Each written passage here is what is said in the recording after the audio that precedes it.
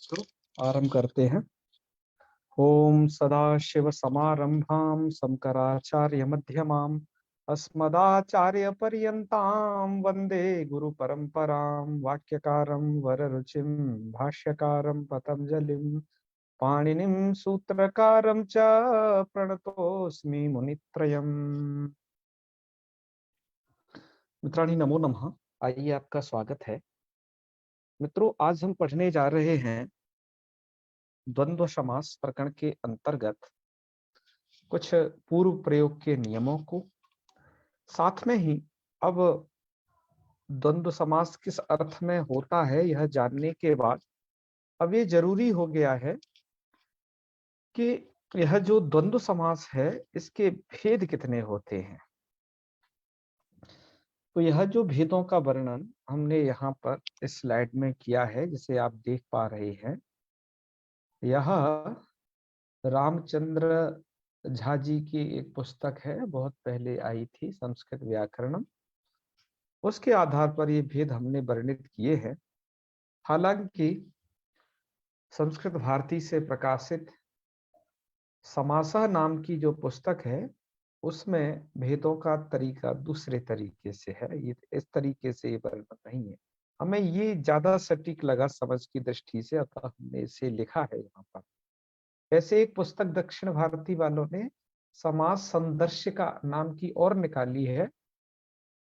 इसका पीडीएफ हमने आपको भेजा है कि नहीं, लेकिन नहीं भेजा है तो हम आपको यह भी ग्रुप में भेज देंगे।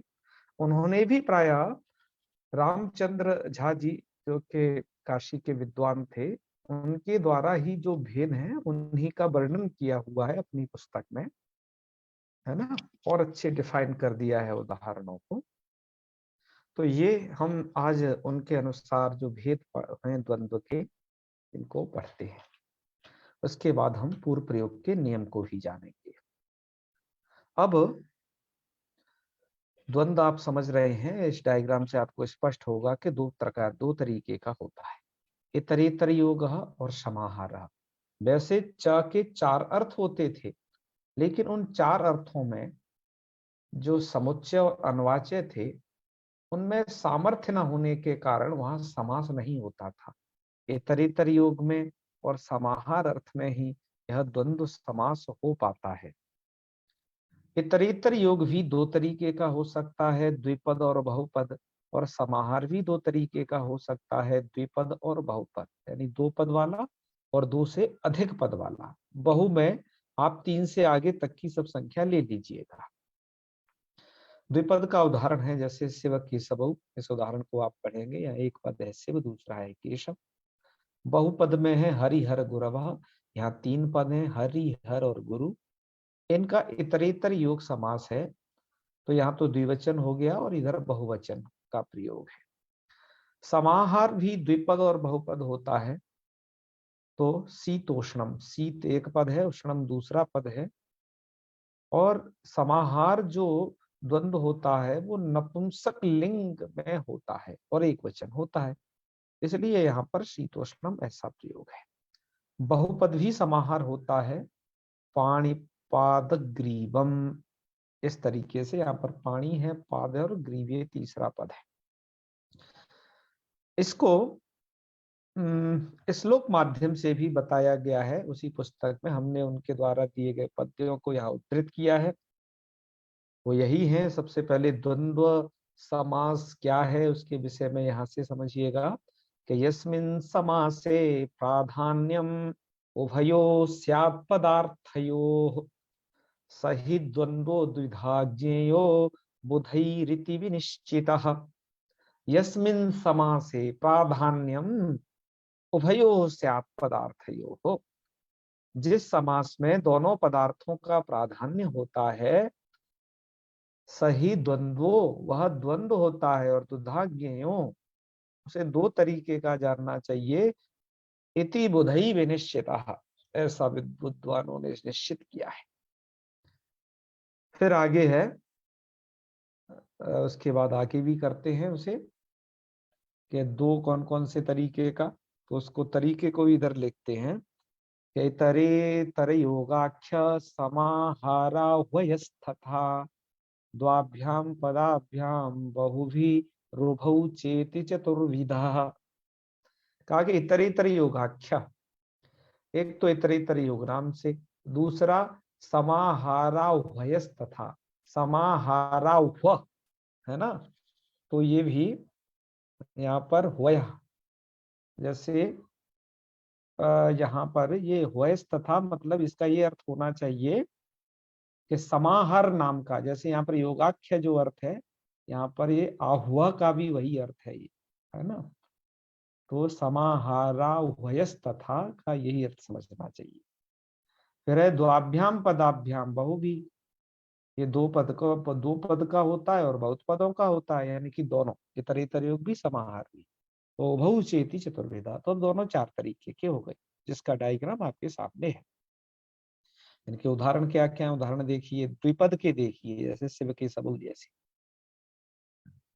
तो ययोर्बलेन समितौ, ययोर्बलेन समितौ निहतौ कंस रावणौ सूर्य चंद्रमसोर्वंश्यौ रामकृष्णावहं भजे। तो ययोर्बलेन समितौ निहतौ कंस रावणौ, जिनके बल के कारण कंस और रावण का समूल विनाश कर दिया था, ऐसे सूर्य चंद्र मसूर वंश्यव। तो देखो कहाँ कहाँ ये द्वंद्व है, उसको पहचानिए, अर्थ तो आप समझ ही जाएंगे। कंस रावण, ये दो पद का इतरेतर योग है, और सूर्या चंद मसूर वंश्यव, अच्छा यहाँ नहीं है, क्योंकि यहाँ पर तो सूर्या चंद्रमसा ऐसे कर गए हैं, सूर्या चंद्र मसूर, हाँ इधर तो है सूर्य चंद्र मसो हो, है ना, चंद्रमस शब्द है, तो सूर्या चंद्रमसो वंश्यव, और इधर है राम कृष्णा वहम भजे, तो राम कृष्ण यहाँ पर है, जैसे ऊपर से केशव है,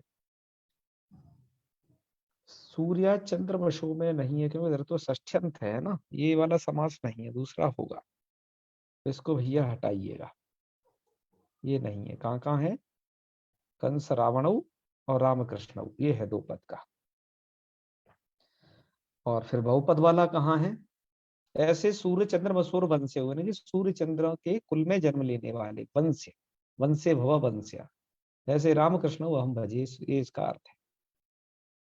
फिर है वापी कूप तडागा नाम, ये बहुपद द्वंद्व, वापी कूप तडागा नाम महताम स्थापनादपि धर्मार्थ काम मोक्षाश्च सिद्ध्यन्त्यत्र न संशयः। यहाँ पर वापी कूप तड़ागा नाम, वो समाज संदर्शिका नाम की जो पुस्तक है, इसकी मैं भी चर्चा कर रहा था, उसमें वापी कूप तट तटागा नाम है, ये डा की जगह ट पाठ है, तो पता नहीं दक्षिण में डा का डकार का टकार उच्चारण है, वैसे तड़ाग शब्द होता है, तड़ाग यानी कि तालाब, और वहां पर तटाका नाम ऐसा पाठ है, तो वापी कूप तड़ागा नाम, तो वापी आप जानते ही है, कूप और तड़ागे तीनों जल के साधन है, महताम स्थापना दति, ये महान लोगों के द्वारा इनकी स्थापना होती है, तो धर्मार्थ काम मोक्षाश्च, इनके स्थापना से महान लोगों के, ऐसे सज्जनों के धर्मार्थ काम और मोक्ष इनकी सिद्धि होती है, अर्थात वापी कूप तटाग की स्थापना करना धर्म अर्थ काम और मोक्ष प्रद है। और यहाँ पर एक तो वापी कूप तड़ागा नाम में वापी च कूपश्च है और तड़ागंच, यहाँ पर इनमें है बहुपद इतरेतर योग, और नीचे धर्मार्थ काम मोक्षाश्च इसमें है। तो ये पद्य परक कुछ उदाहरण है यहाँ पर आपके सामने। अब आ जाइए ऐसे ही समाहार में द्विपद, शीतोष्णम सुख दुखम वा सहमानो ही वर्तते नियम्य वाक्त्वचम सम्यक सहयोगीति कथ्यते।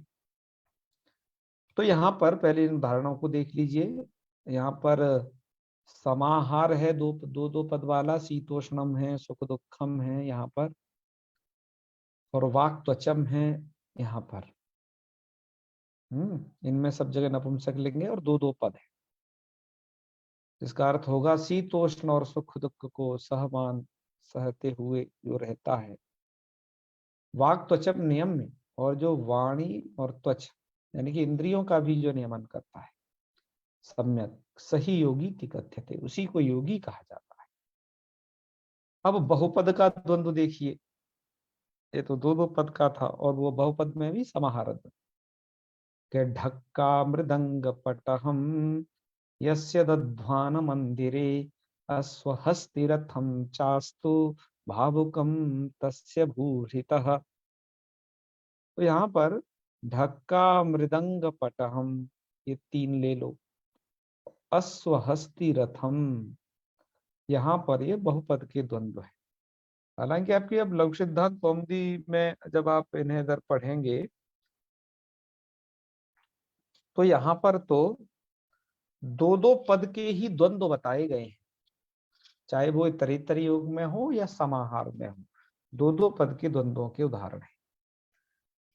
लेकिन आपको इनकी जानकारी रहे, इस कारण से हमने और भी ये उदाहरण आपको बता दिए हैं।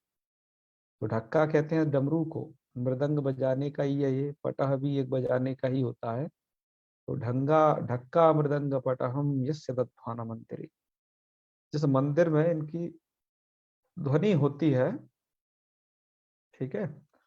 अश्वहस्ति रथम चास्तु भावुकम तस्य भूवृता, ऐसा भूवृता तस्य भूवृता भावुकम चास्तु अश्वहस्ति रथम, अश्वहस्ति रथ उसके जो है भावुक होते हैं। तो यहाँ पर अश्व हस्ती और रथ इधर भी तीन में है। तो इस तरीके के उदाहरण रामचंद्र झा जी के द्वारा संस्कृत व्याकरण पुस्तक में दिए हुए हैं, आप उन्हें देख सकते हैं। और भी आइए आगे बढ़ते हैं, मूल लघु सिद्धांत कौमुदी की तरफ चलते हैं।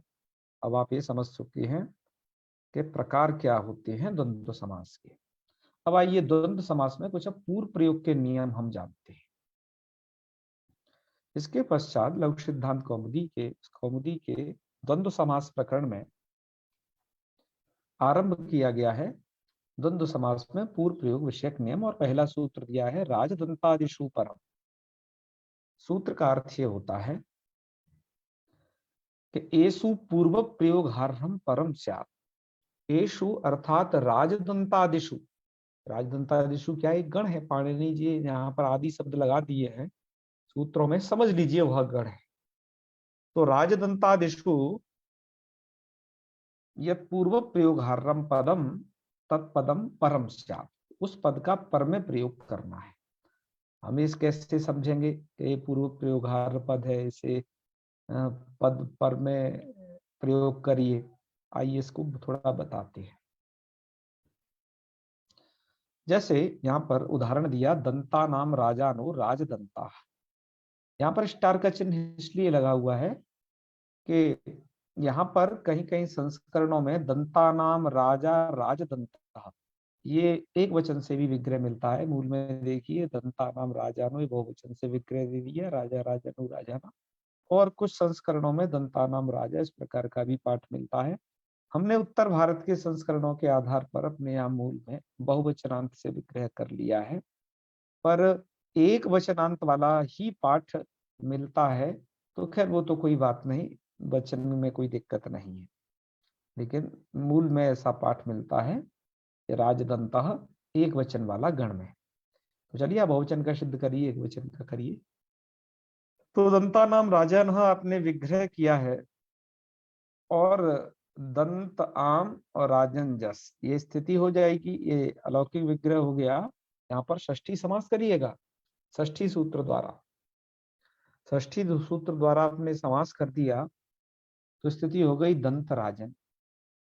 अब इसमें पूर्व प्रयोग किसका हो सकता था, क्योंकि षष्ठी सूत्र के द्वारा समास हुआ है, ध्यान रखिए यहाँ षष्ठी समास है। बहुत सारे बुद्धजन राजदंता को जब यहाँ देखते हैं ना इस द्वंद्व के प्रसंग में, आप सभी इसको थोड़ा ध्यान से सुने, तो वो समझते हैं अरे यार इसमें तो द्वंद्व समास होगा भाई, क्योंकि ये तो द्वंद्व में ही पढ़ा गया है। तो ऐसा बिल्कुल नहीं है। राजदंता में जो समास है वो षष्ठी सूत्र के द्वारा षष्ठी समास है। तो आप कहोगे कि पर यहाँ क्या कर रहा है इस द्वंद्व समास के इस प्रकरण में? भाई कर ये रहा है कि जो राजदंतादि गण है उस समय ज्यादातर शब्द ऐसे हैं कि जो कि आपके द्वंद्व समास से सिद्ध होते हैं, इसलिए इसको यहाँ पर राजदंतादिशु परम का नियम दिया इन्होंने, लघु कौमुदीकार ने। ठीक है। वैसे राजदंतादि गण में कुछ शब्द ऐसे भी हैं जो तत्पुरुष समाज से निष्पन्न होते हैं, इसमें खुद एक यही राजदंता शब्द है।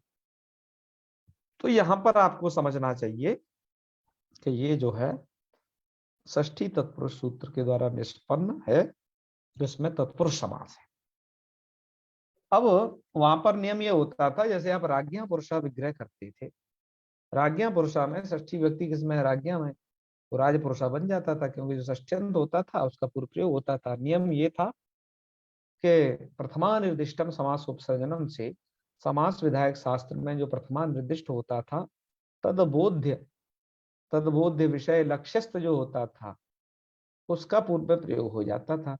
जैसे यहाँ षष्ठी सूत्र द्वारा समास हुआ है, तो षष्ठ्यंत पद लक्ष्य में आपके है दंताम, तो यहाँ पर दंत का ही पूर्व प्रयोग होना चाहिए था, राजन शब्द का पूर्व प्रयोग नहीं होना चाहिए था। किंतु राजदंतादिशु परम नियम यह कहता है कि जो पूर्व प्रयोगार्ह है, तो दंत आम ये पूर्व प्रयोगार्ह था। किस नियम के अनुसार? प्रथमा निर्दिष्टम समास उपसर्जनम, इस नियम के अनुसार। लेकिन उसका क्या कर दिया गया, वो परम स्यात् वो बाद में चला गया, तो पहले इधर ये वाला राजन आ गया, तो स्थिति हो गई राजन दंत। और नकार का आप नलोपा प्रातिकांत से लोप कर लीजिए, छोटी मोटी बातें हैं भैया, और राज दंत बनाइएगा। भौतिक की कक्षा में जस ला करके फिर आप जो पुरुष वर्ण वगैरह जो करना है कर लीजिए। राजदंता ऐसा बहुवचन में रूप बन जाएगा, एक वचनांत प्रयोग उपलब्ध होता है। तो राजदंतादिगण में भैया कौन कौन से शब्द पढ़े गए हैं? राजदंतादिगण में आपके नीचे जो दिए गए हैं यहाँ पर, यह हमने स्क्रीनशॉट भी वहाँ खेमरा श्री कृष्णदास जी की उस पुस्तक से लिया है, जहाँ पर राजदंतादिगण को सब एक साथ दे दिया था। तो इसे आप समझिएगा। इसमें सबसे पहले राजदंता है, तो हमने ये सिद्ध कर लिया। अब इस गण में कुछ एक चीज और बताना चाहते हैं। अब आगे ये नियम बता रहे हैं, धर्मादिशु अनियमा, पूर्व प्रयोग के कुछ नियम कि धर्मादिशु अनियमा, धर्मादियों के विषय में अनियम होता है। अभी धर्मादि क्या है? जब आप इसे पढ़ेंगे राजदंतादि गण को, तो इसमें राजदंता देखो, इसमें राज का पूर्व प्रयोग करिएगा। अग्रे वणम में अग्रे का लिप्त वाससम नग्न मुसितम सिक्त समृष्टम मृष्ट लुंचितम अवक्लिन्न पक्वम अर्पितोक्तम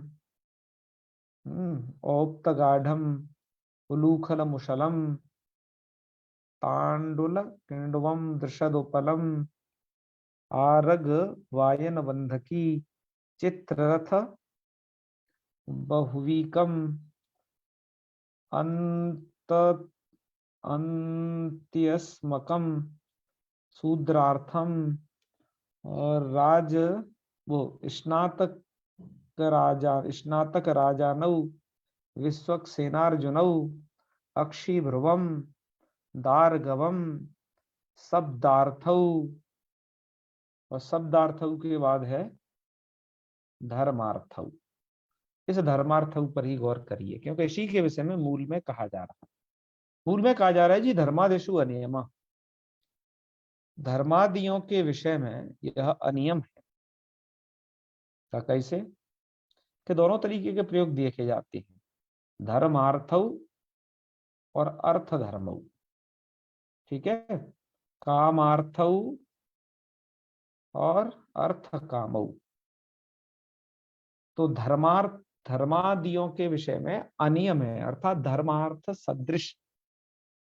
धर्मादि से आदि शब्द यहाँ पर आपको जो है प्रकारवाची लेना पड़ेगा, प्रवृत्तिवाची नहीं, क्योंकि ऐसा लेने से हम शब्दार्थों में भी ये नियम लगा सकते हैं। शब्दार्थों में कभी कभी शब्द अर्थ प्रयोग होता है, कभी अर्थ शब्द और शब्दार्थ दोनों होते हैं अलग अलग, है ना। तो इनके विषय में पूर्व प्रयोग का अनियम है, अर्थात कोई नियम नहीं है। मित्रों, ये कोई गण सूत्र यहाँ दिखता नहीं है, धर्मादिशु अनियम। यहाँ पर हमने भैमी व्याख्याकार को लेकर के ये गण सूत्रम इसको जरूर डाल दिया है। आपकी बहुत सारी पुस्तकों में वार्तिक रूप में दिया हुआ है, जैसे गोविंदाचार्य जी इत्यादि और भी। और आपके जो दक्षिण भारत की चैन्य संस्करण है उसमें ये वार्तिक रूप में उद्धृत किया गया है, धर्मादेशु नियम, ये नियम। लेकिन आप यहाँ देखेंगे हमने ये पूरा गण आपके सामने उद्धृत किया है, यहाँ पर कहीं पर भी ये जो है हमें नहीं दिखाई दिया, ठीक है ना। धर्मादियों के विषय में क्या है, कोई अनियम वाली स्थिति, ऐसा कोई साक्षात वचन नहीं पढ़ा गया इस गण सूत्र में, मतलब इस गण में। तो हम ये भी नहीं कह सकते कि ये गण सूत्र नहीं है, पर हाँ ये भले ही एक वचन हो बाद में वृत्तिकारों का, किंतु हाँ ये निश्चित बात है कि धर्मादियों के विषय में पूर्व प्रयोग को लेकर के अनियम की स्थिति है, अर्थात कभी धर्म का प्रयोग, कभी अर्थ का प्रयोग, कभी काम का, कभी अर्थ का, ठीक है, कभी शब्द का प्रयोग, कभी अर्थ का प्रयोग।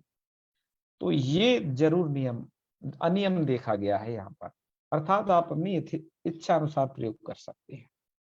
तो देखो हम विग्रह करते हैं, यहाँ द्वंद्व समास के विग्रह करने का तरीका यही है कि चकार लगा करके विग्रह करते हैं। तो चलिए देखिए, धर्मश्च अर्थश्च, ऐसा विग्रह किया, धर्मसु अर्थसु और चार्थे द्वंद्व, इस सूत्र के द्वारा यहाँ समास है।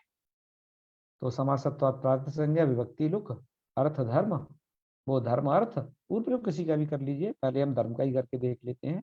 तो धर्म अर्थ और प्लस औ और वर्ण सम्मिलन नहीं करते, और यहाँ पर हो जाएगा आपका वृद्धि से वृद्धि, धर्मार्थौ और अर्थ धर्मौ दोनों ही बनेंगे। मूल कार्य में लिखा है पहले अर्थ धर्मौ और धर्मार्थौ इत्यादि। तो ये अनियम है इनके विषय में, ऐसे ही आप इनको देख सकते हैं, ठीक है। सही बात है। जैसे इसमें और भी कुछ शब्द पढ़े गए हैं, जैसे अंतादि, तो अंतादि भी प्रयोग होता है और आद्यंतौ भी प्रयोग होता है, ठीक है। तो ये निश्चित बात है। और आगे लिख भी रहे हैं एक बात को थोड़ा सा, कि धर्मादि गणस्तु, जिसको कह रहे हैं ना धर्मादिशु अनियम, ये तो राज दंताद्यंतर गण, ये तो राज दंतादि के भीतर पढ़ा गया, यानी कि वो शब्द उसी के भीतर आए हैं, ठीक है। और एक बात और समझिए, एक बात विशेष इन्होंने लिखा है आकृति गणोयम, यह जो गण है ये आकृति गण है, और इसकी आकृति गणत्वेन चर्चा इन्होंने नहीं लिखी है कि ये आकृति गण है। आपके भैमी व्याख्याकार ने भी ये गण उद्धृत किया है, लेकिन इस गण को ये आकृति गण मानते हैं, ठीक है। शोधनीय है गणों में, तो गण को लेकर के तो बहुत काम की जरूरत है, अभी भी गणों में बहुत दिक्कतें हैं, अभी शोध कार्य इधर होने चाहिए। तो ये हो जाएगा आपका राजदंतादि का पूरा प्रपंच, ठीक है।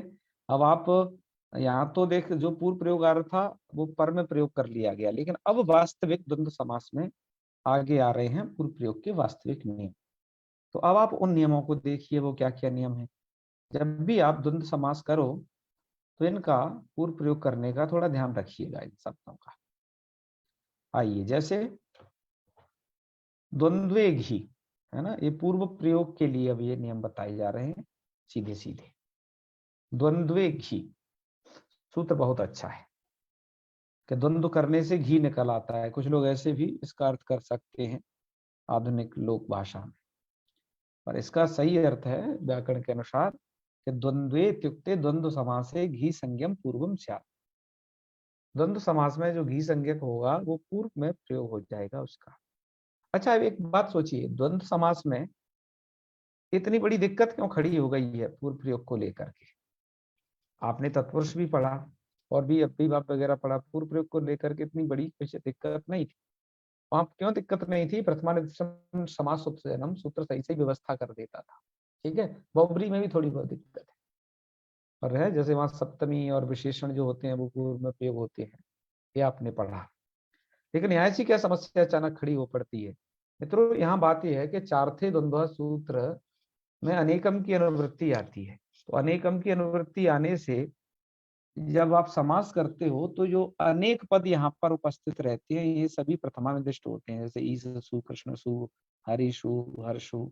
तो पूर्व प्रयोग के लिए कोई विशेष नियम नहीं बन पाता है प्रथमानिदिष्टम समास उपसर्जन के कारण। इसलिए इतने सूत्रों को आना पड़ा कि नहीं, द्वंद्व समास में इसका पूर्व प्रयोग हो, इसका पूर्व प्रयोग हो, ये नियम बताया जाता है।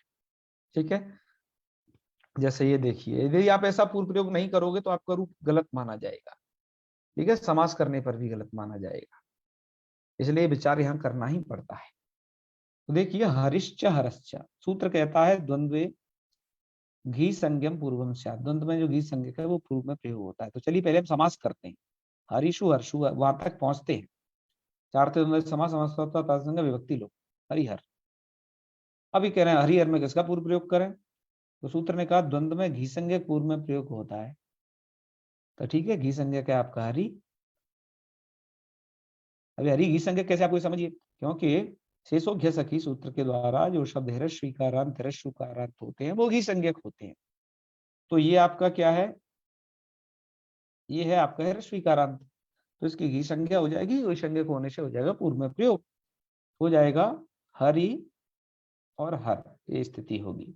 ओके, पूर्व में हमने क्या कर दिया प्रयोग। अच्छा, आप तो कहोगे अरे आपने तो पूर्व में प्रयोग कर रखा है, तो आप ये कैसे कह रहे हैं कि पूर्व में प्रयोग कर दिया?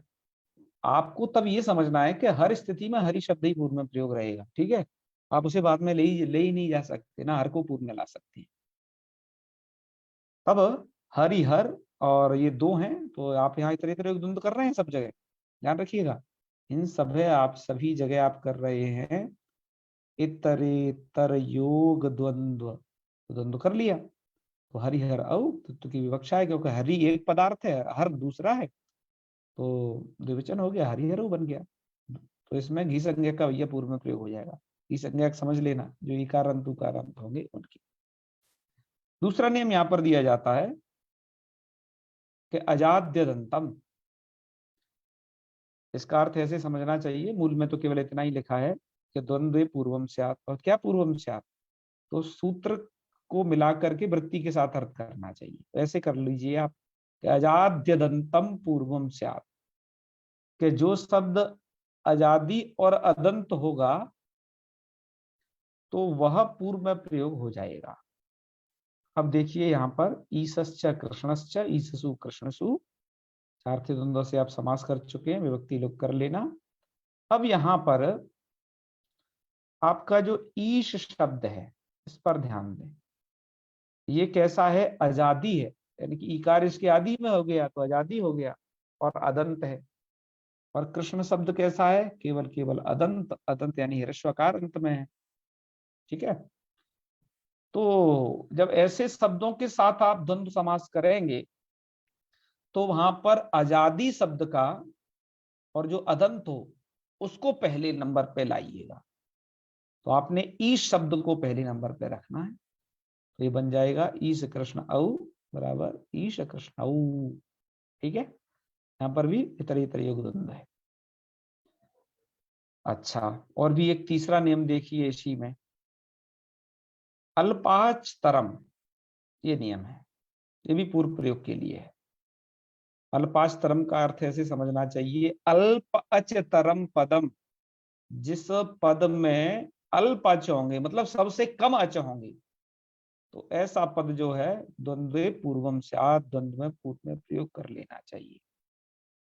उदाहरण दिया है शिव केशव, कैसे होगा? शिवश्च केशवश्च इतर इतर योग द्वंद्व। और यदि कि जब आप समाहार करते हैं ना, ध्यान रखिए, समाहार इतर इतर योग में यही है कि वहां समाहार पद जोड़ दिया जाता है, यहाँ नहीं जोड़ते हैं, वहां स्पष्टता के लिए जोड़ दिया जाता है। तो शिवश्च केशवश्च शिवसु केशवसु, चार थे द्वंद्व से समास, समास संज्ञा व्यक्ति लोग कर लेना, शिव केशव। अब शिव केशव में किसमें अल्प अच है? देखो यहाँ पर ऊपर वाले दो नियम काम कर नहीं सकते, क्योंकि दोनों शब्द अदंत हैं। तो द्वंद्व घी काम नहीं कर सकता इनमें, शिव और केशव में। अजाद्य दंतम नहीं काम कर सकता, क्योंकि इनमें से कोई भी आजादी नहीं है, दोनों अदंत हैं। अल्पास्तरम का नियम ये कहेगा कि जो अल्प अच वाला हो। इसमें अल्प अच वाला कौन है? देखिए, शिव में तो दो अच हैं, ध्यान दीजिए, शिव में दो अच हैं, एक तो इकार और एक वकारोत्तरवर्ती अकार। केशव में तीन अच हैं, एकार, शकारोत्तरवर्ती अकार और वकारोत्तरवर्ती अकार। तो अल्पच वाला कौन है इनमें? शिव। तो शिव का पहले प्रयोग कर दीजिए। अल्पाच तरम का नियम ये कहता है, तो शिव केशव बन जाएगा। समझे ना मित्रों? इस तरीके से द्वंद्व समास में ये पूर्व प्रयोग के ये नियम आपके सम्मुख पढ़े गए। अब पूर्व प्रयोग के थोड़े से कुछ और नियम सिद्धांत कौमुदी में ज्यादा पढ़े गए हैं, जहां पर इन नियमों के साथ कहाँ टकराट होती है वो दिखाए हैं। कुछ और भी अधिक नियम इस प्रकरण में दर्शाए गए हैं। लघु सिद्धांत कौमुदी में हम उन्हें अनावश्यक जान करके छोड़ रहे हैं, कि लघु सिद्धांत कौमुदी के प्रारंभिक अध्येता को इतनी यदि पूर्व प्रयोग विषयक जानकारी रहेगी तो हम उसे कहेंगे। द्वंद्व समास में पूर्व प्रयोग का एक विशेष नियम अभ्यर्हितम च।